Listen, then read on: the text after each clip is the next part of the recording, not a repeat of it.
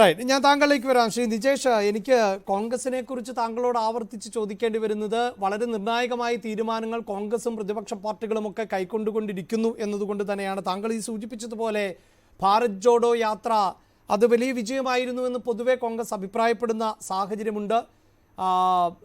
അല്ലെങ്കിൽ രാഹുൽ ഗാന്ധിയാണ് ഇത്തരത്തിലൊരു വിജയത്തിന് വഴിയൊരുക്കിയത് എന്ന നിരീക്ഷണമുണ്ട്. തീർച്ചയായും അതൊക്കെ പാർട്ടിയുടെ ആഭ്യന്തര വിഷയമാണ്. ഞാൻ നേരത്തെ സൂചിപ്പിച്ചതുപോലെ ഈ രാഹുൽ ഗാന്ധിയുമായി ബന്ധപ്പെട്ട റിപ്പോർട്ടുകൾ അടക്കം പരിശോധിക്കുമ്പോൾ ഈ അറ്റൻഡൻസ് ഡീറ്റെയിൽസിലൊക്കെ 51% എന്നൊക്കെയാണ് നമുക്ക് കാണാൻ സാധിക്കുന്നത്. ഡിബേറ്റുകളിൽ പങ്കെടുത്ത എണ്ണം പരിശോധിച്ചാൽ അത് സ്വാഭാവികമായും അധിർ രഞ്ജൻ ചൗധരിക്കാണ് അധികമായി ഡിബേറ്റുകളിൽ ഉൾപ്പെടെ പങ്കെടുക്കാൻ സാധിക്കുന്നത്. രാഹുൽ ഗാന്ധിയെക്കുറിച്ച് പലപ്പോഴും രാഷ്ട്രീയ നിരീക്ഷകർ ഉന്നയിക്കുന്ന ഒരു വിമർശനം എന്നത് അദ്ദേഹം ഒരു ഫുൾ ടൈം പൊളിറ്റീഷ്യൻ അല്ലാത്ത മട്ടിലാണ് പലപ്പോഴും പെരുമാറുന്നതും ഇടപെടുന്നതും എന്നൊക്കെയാണ്. താങ്കൾ തന്നെ പറഞ്ഞതുപോലെ പ്രതീക്ഷിക്കുന്നതിനപ്പുറത്തുള്ളൊരു വിജയമാണിപ്പോൾ കോൺഗ്രസിനും ഇന്ത്യ സഖ്യത്തിന് ലഭിച്ചത് എന്ന് ആ സഖ്യം തന്നെ വിലയിരുത്തുന്നുണ്ട്. അപ്പോൾ അതിനനുസരിച്ച് ഇനി രാഹുൽ എന്ന നേതാവ് മാറുമോ, പ്രത്യേകിച്ച് പ്രതിപക്ഷ നേതൃസ്ഥാനത്തേക്ക് എത്തുമ്പോൾ?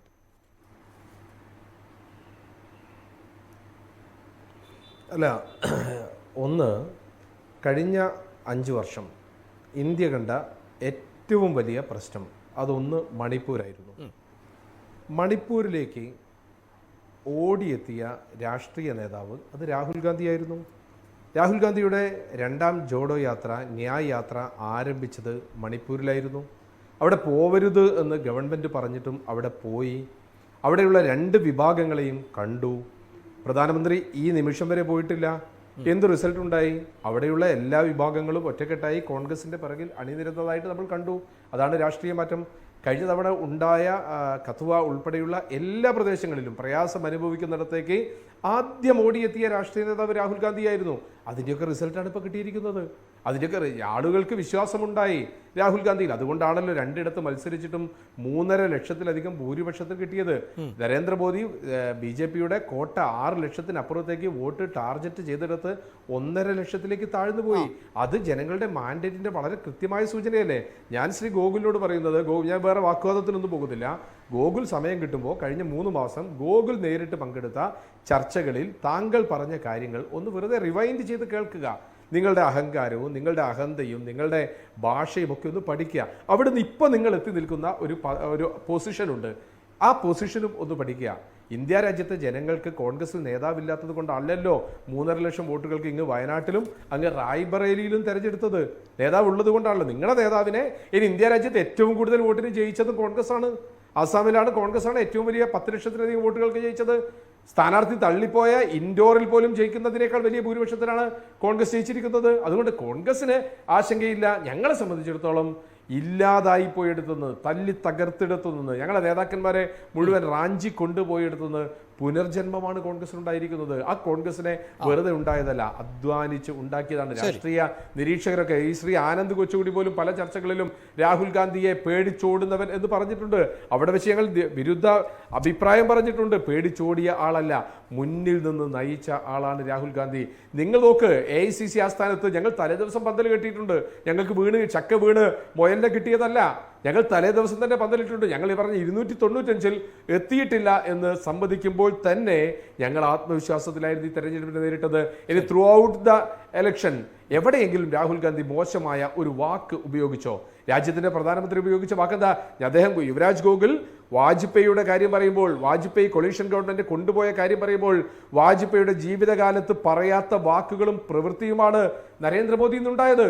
1ാം ഘട്ട തെരഞ്ഞെടുപ്പ് കഴിഞ്ഞപ്പോൾ ഇത് മുസ്ലിങ്ങൾക്കുള്ളതാണ്, പാകിസ്ഥാന്റെ അജണ്ടയാണ്, മുസ്ലിം ലീഗിന്റെ അജണ്ടയാണ്, പാകിസ്ഥാനിലുള്ള ആളുകളാണ് രാഹുൽ ഗാന്ധിയെ നോക്കുന്നത്. അവസാനം പറഞ്ഞ് എവിടെ എത്തി? ഞാൻ ഒരു ജൈവിക ജനനമല്ല, ഞാനൊരു ദൈവപുത്രനാണ്, ഞാൻ ദൈവത്തിൻ്റെ അവതാരമാണ് എന്നുവരെ പറഞ്ഞ് അവസാനം ധ്യാനമിരുന്നു. ഇതെല്ലാം കാണുന്നുണ്ട് ഇന്ത്യ രാജ്യത്തെ ജനങ്ങൾ.